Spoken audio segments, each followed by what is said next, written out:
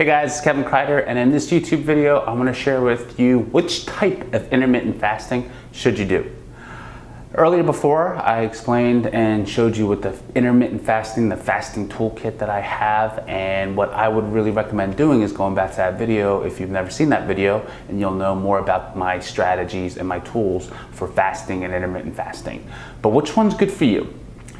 For a woman, I recommend actually a different form of intermittent fasting, which is called alternate day intermittent fasting.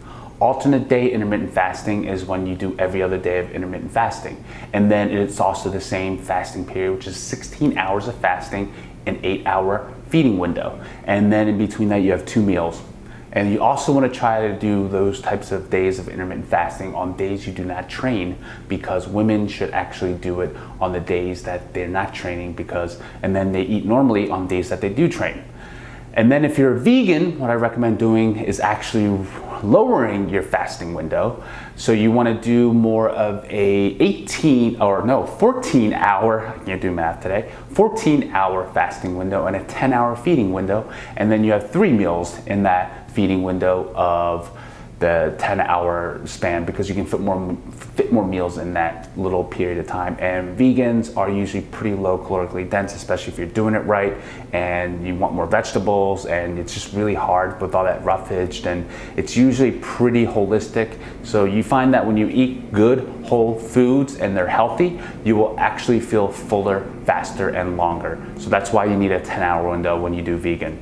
Now the next one is if you are flying and you fly a lot, or you're like an entrepreneur who needs a lot of good focus and a lot of good intensity, and you just really want to feel energetic, especially every day when you're making big decisions. You can get good clear thoughts when you do this type of intermittent fasting, which is warrior fasting. The warrior fasting that I practice, I don't do this every other day. I don't do this every day. I will do it on the days that I don't weight train or work out.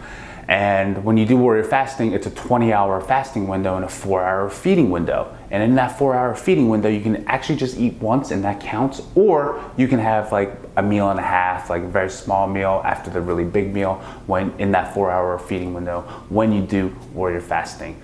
Then that's the type of person that I would recommend the warrior fasting. And then you could actually do alternate day intermittent fasting, alternate day fasting, that's what it is. So you do 24 hours of total eating, just eat whatever the heck it is you want, and then you do 24 hours of fasting and don't eat.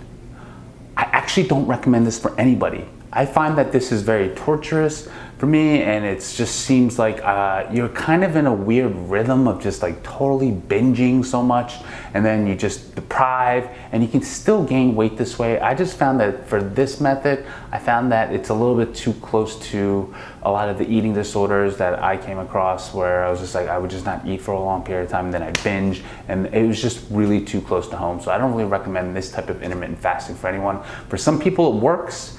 Write down in the comment section if it does work for you, and just share how you do it, because when I've tried it, it didn't do me any good. So that's why I don't share it on my channel as a strategy to actually do.